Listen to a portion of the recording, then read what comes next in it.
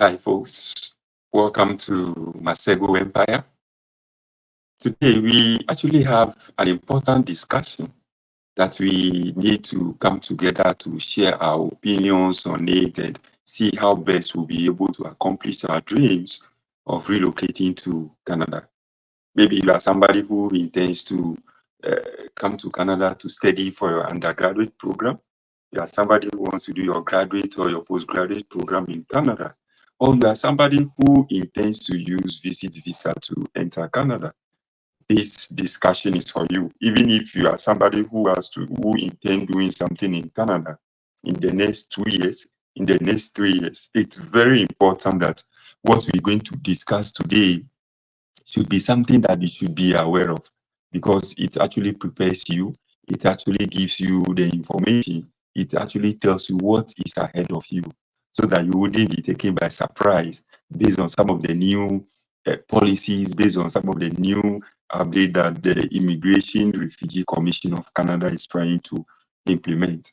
Now, it's good to note that the discussion we're going to have now, the issues, the information I'll be sharing with you, and I'll be expressing my opinion on some of these things. It's good to know that I'm not a licensed immigration consultant. It's also good to know that I'm not an immigration lawyer. So I'm only going to share my personal opinions with you, as I always do. Now, last year, 2023, the immigration minister had uh, make it known to the entire world of some of the new policies that they intend to implement going forward. And one of such information was that they intend to reduce the number of international students that come to Canada. Most especially, people want to study in colleges and those who want to do their bachelor's program in Canada.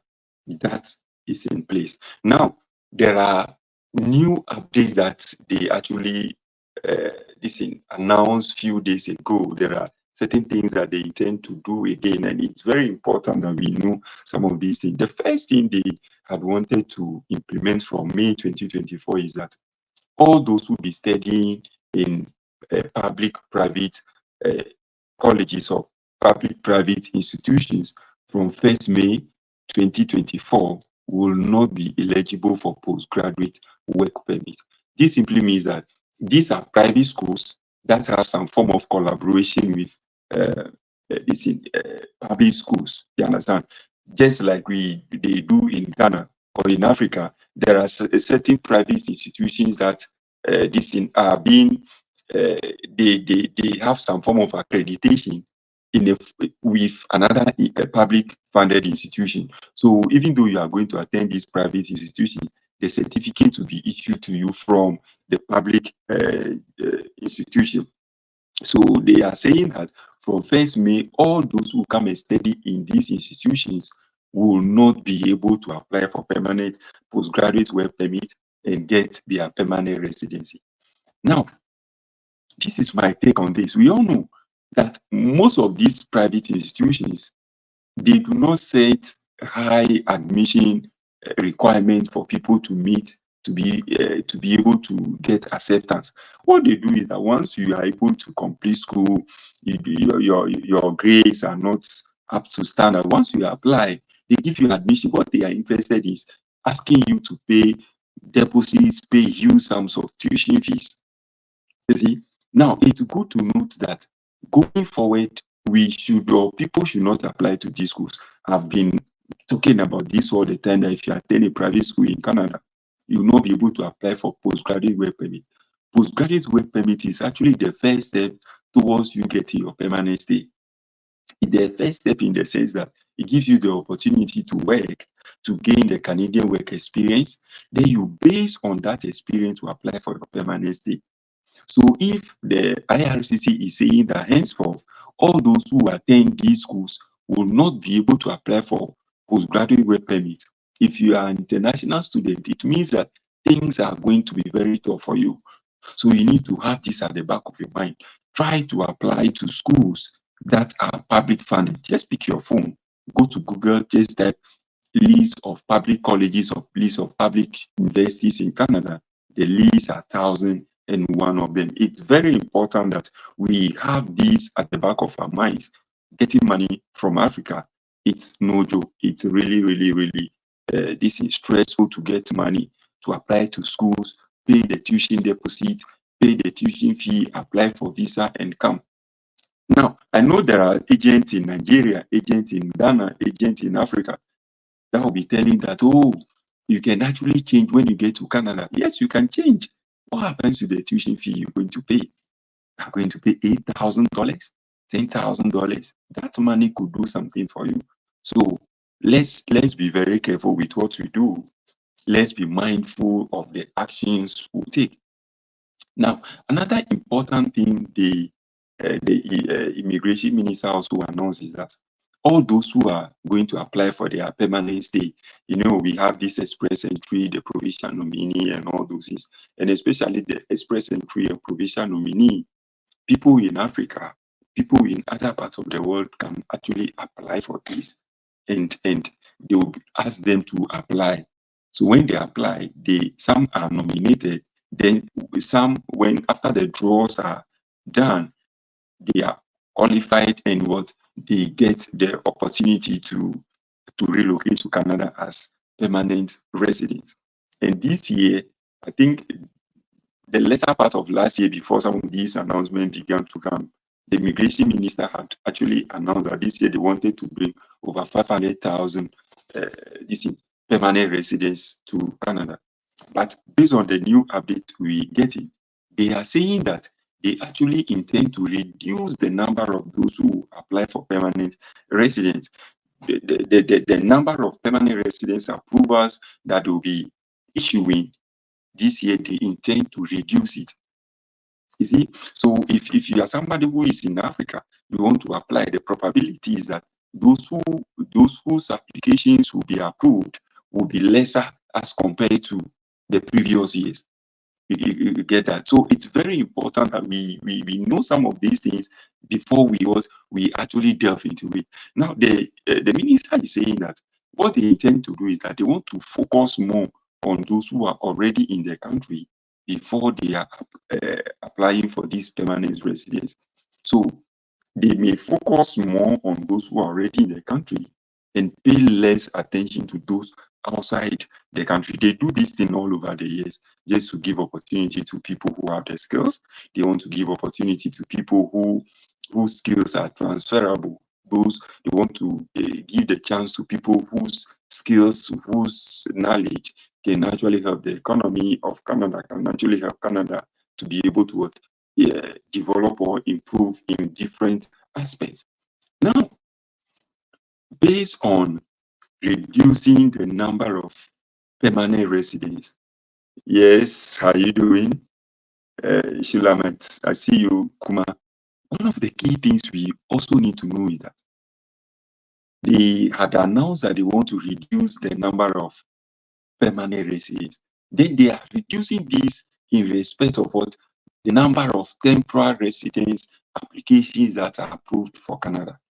Number one, they want to reduce the spousal work permit. The spousal work permit is maybe you are somebody in Africa, maybe you're maybe a woman in Africa whose husband is staying in Canada. Now they give you the opportunity as you, the wife, or maybe the spouse, they give you the opportunity to come to Canada and work whilst your partner is schooling.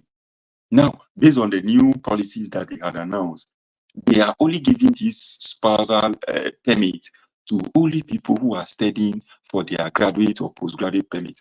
So all those whose spouse can actually relocate to Canada because they are studying, it's only those who are doing the masters and the PhDs.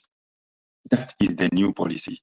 You get that? So because based on the statistics, the number of spousal work permit that they have approved over the last 2 years is actually very high. Now, they had announced that they are doing these things to reduce the pressure on the housing sector, the pressure on the employment sector, and all those things. So that is one thing. So if you are somebody who wants to relocate to Canada and you have the intention of coming with your wife, then you need to consider applying to study for your master's, or you need to consider applying for your PhDs. This will give you the opportunity to be able to bring in your spouse. Now, they had also announced that they want to reduce the number of temporary foreign workers. We've been speaking about these foreign workers, and we've been talking about labor market impact assessment. These are people who are in Africa, but they apply for jobs, then they are given the offer letters, they apply for visa and come to Canada to work on what? Work permit.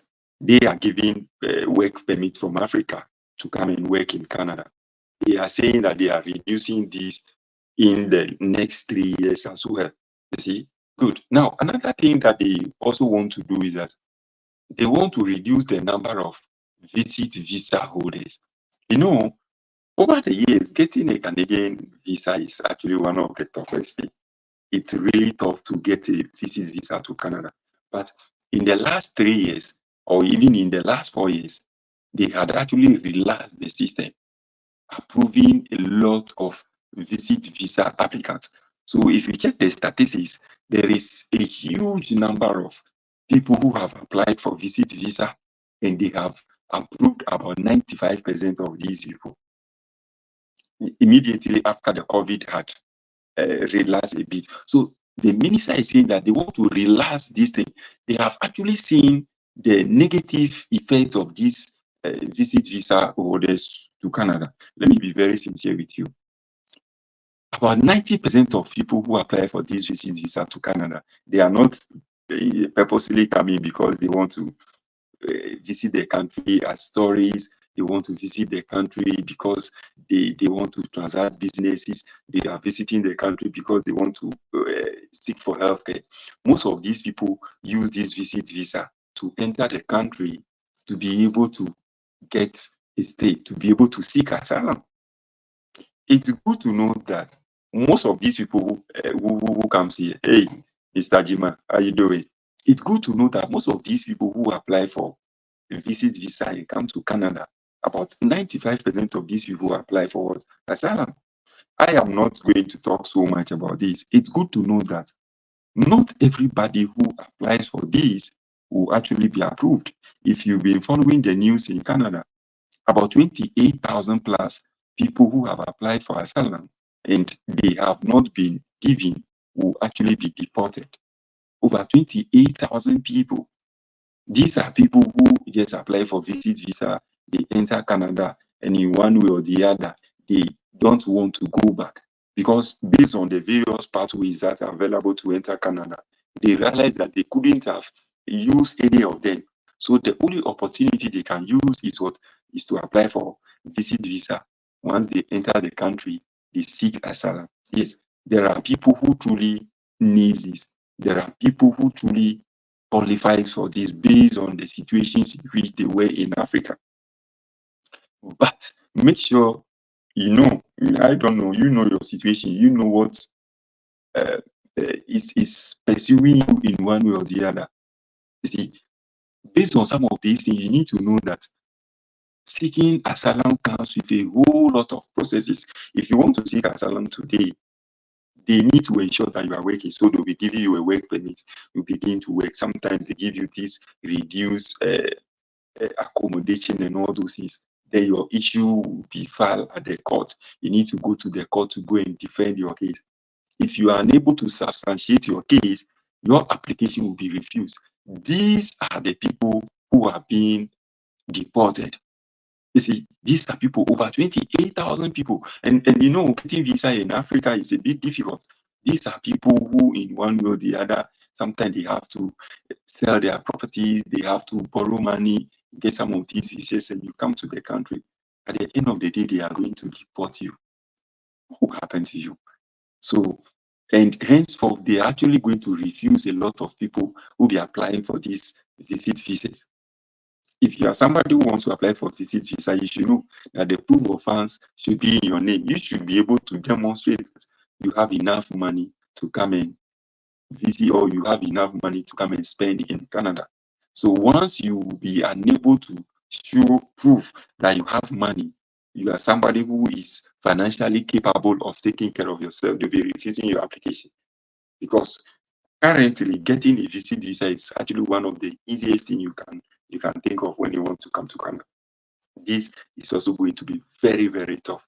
Now, the last thing that I actually want to talk about is that in terms of the students who are applying, because they are reducing the numbers, it's very good to know that we need to begin to take a holistic approach in terms of the school applications.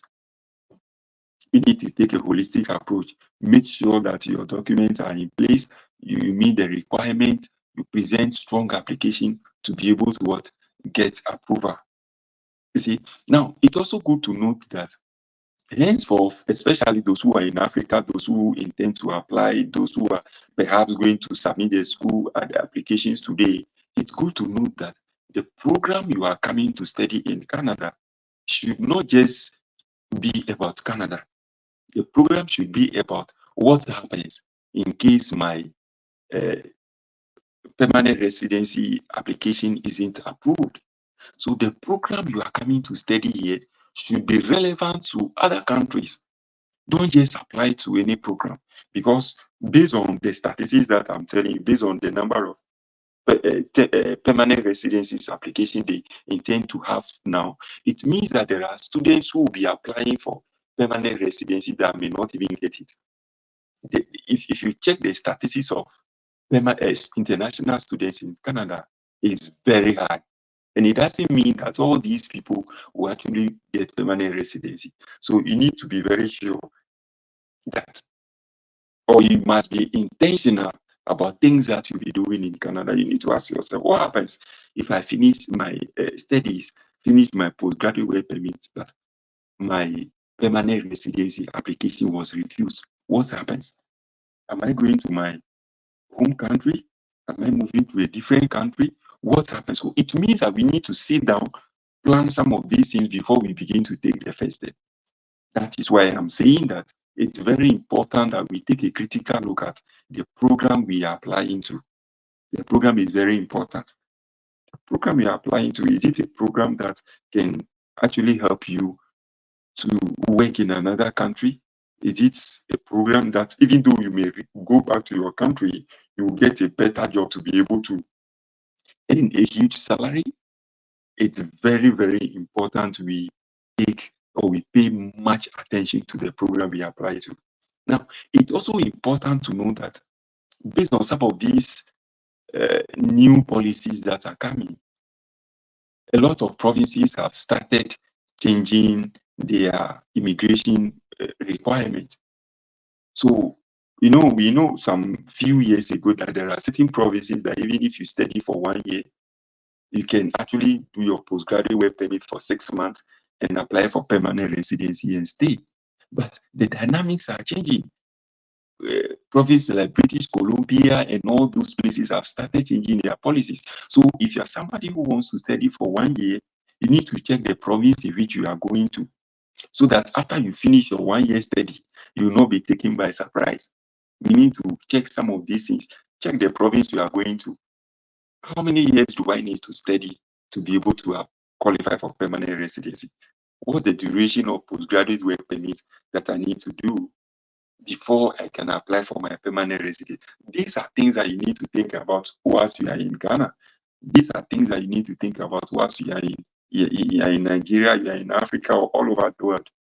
It's actually very, very, very important. You must know all your steps. You see, most of us, I don't know if it's as a result of our educational system, most of us are not willing to just use our smartphones to Google anything. We always want to be spoon-fed. I think the world is actually moving away from that. Pick your phone and begin to do a lot of researches. People want to come to Canada to study their masters and their PhDs. Some of them cannot just use their phone to do little researches about some of these things I'm talking about. So do a lot of research on the province, do a lot of research on the duration of postgraduate work permit, do a lot of research on the duration of the program. Yeah, Nat, I see you. It's actually very important. Now, I also want to advise that a lot of us, when we are in Ghana, Nigeria, or Africa, we have our plans. Our plan is that I'm coming to Canada to study. After my studies, I'll get a good job, I'll get a good pay. That is the fact. But once we land in Canada, we change our minds. Our minds are just like the way the clock ticks.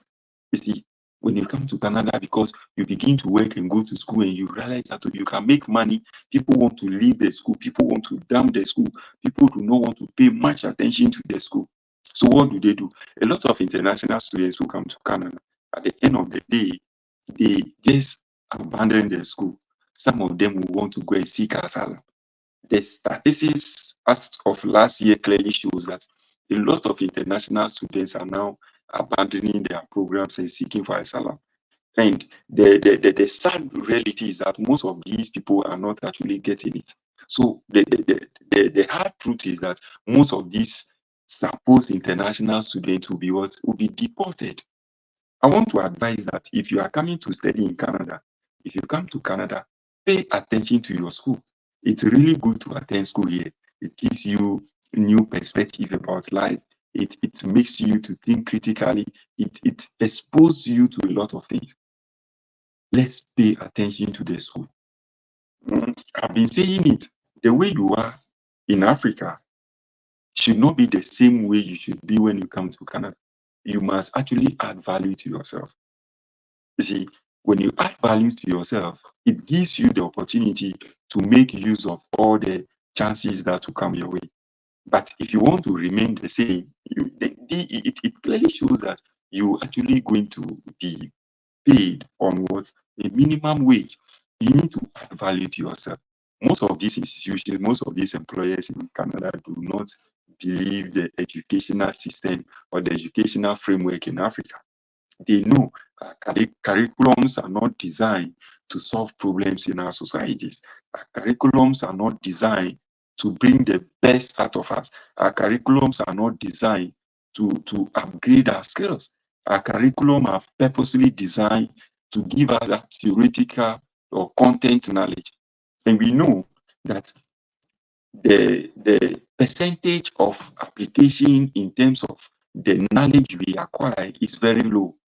So most employers will not believe you. But once you've had the opportunity to have a feel of education in Canada, it opens a lot of doors for you. So I'm advising that let's pay attention to the main purpose that brought us here. The main purpose is what? To come and study. And sometimes it even surprises me. People get in touch with me and they ask me, I said, go, I want to come to Canada. How much will I be able to make in a year? How much will I make in a month? The question I always ask is, how much have you been able to make in a month, in a year in your country? How much have you been able to make? So we need to give ourselves time. I always say that when you are somebody who is coming to Canada, you need time to be able to settle. That time you need to be able to settle could also mean that the time you need to be able to study, the time you need to be able to adjust yourself, the time you need to be able to be well positioned to begin to make the real money. But if you are somebody who needs quick money, then I can give you the guarantee that you need to look elsewhere. If you want to make it within the shortest possible time, you are just coming as a student and you'll be working whilst you are schooling. People begin to ask me, how much will I make? How much will I be saving? How much will I be sending home? If those are your perception, then here is not actually the best place for you, because it takes time. You need time. You need to give yourself time. Statistics clearly show that it takes up to 5 years to be well established to begin to make the good money. So if you are then you're asking me some of these things, I think it's just a waste of time.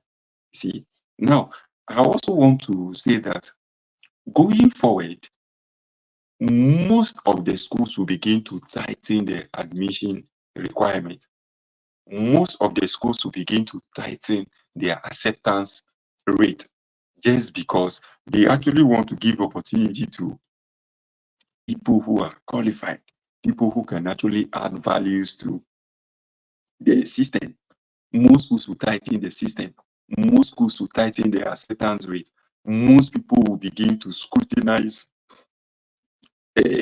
transcripts, CVs, and all those things. So it's good to know that we must pay much attention to some of these things. Review the admission requirements, check your documents, check your letter of intent, and all the documents that you'll be uploading. You must be able to check them properly to know that what I'm submitting is actually the best. It's very, very, very, very important. It's very important. You see, guys. So these are some of the information that I decided to bring to your attention this afternoon, so that we are abreast with some of these things before we begin to take the first step. We take the next step, or what have you. Guys, enjoy the rest of your afternoon. I'll see you in my next video.